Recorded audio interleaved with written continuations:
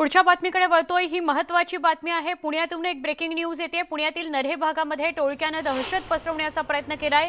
Petrol पंपावरील कामगाराला मारहाण करण्यात आलेली आहे। पोलिसांकडून 6 जणांना अटक झाली आहे। मारहाणीचा प्रकार सगळा सीसीटीव्हीत कैद झालेला बघायला मिळतोय। मोटार रांगेत लावायला सांगितल्याने मारहाण झालेली आहे। ही थेट सीसीटीव्हीची दृश्य आपल्यापर्यंत पोहोचली आहेत। मारहाण झालेली आहे नऱ्हे गावामध्ये। पुण्यातली ही दृश्य आहेत। पुण्यातल्या नरे भागामध्ये टोळक्याने दहशत माजवण्याचा प्रयत्न केलाय। पेट्रोल पंपावरची ही दृश्य सीसीटीव्हीच्या माध्यमातून समोर आली आहेत। कामगाराला एका मारहाण झालेली आहे। पोलिसांकडून 6 जणांना अटक झाली आहे। सीसीटीव्हीत हा सगळा मारहाणीचा प्रकार बघायला मिळतोय। 6 जण अटकेत आहेत, पण मोटार रांगेत म्हणजे कार रांगेत लाव असं सांगितल्यावरून राग आला आणि कामगाराला मारहाण झालेली आहे।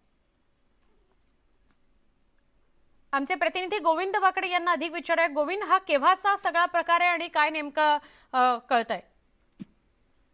पुण्यातील नरे भागातला सीएनजी पंपावरचा हा सगळा प्रकार आहे। आपण बघतो दृश्यामध्ये किती सगळे टोळकं एका कामगाराला मारण्यासाठी धावून आलंय।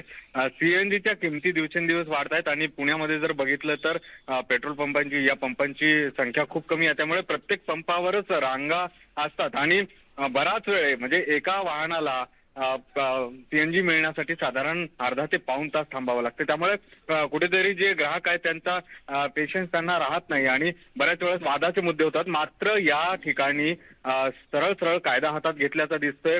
हे जे सगळे मारहाण करणारे होते ते स्थानिक टोळका असल्याची माहिती आता पोलिसांनी दिली। 6 जणांविरुद्ध गुन्हे दाखल करून त्यांना अटकही करण्यात आली आणि ज्या जाधव नावाच्या व्यक्तीला मारहाण झाली त्याच्यावर सध्या आता उपचार सुरू आहेत। एकंदरीत पुण्यातल्या सीएनजी पंपांची संख्या वाढणं गरजेचंच असताना तिथे अशा पद्धतीने जर आता मारहाणीचे प्रकार समोर येत असतील तर चिंतेची बाब आहे आणि आता या सगळ्या प्रकरणाची दखल जी आहे ते पोलिसांनी घेतलेली आहे। 6 जणांना अटक करण्यात आली आहे। नक्की गोविंद, आभार, आपण सविस्तर माहिती दिली त्याबद्दल।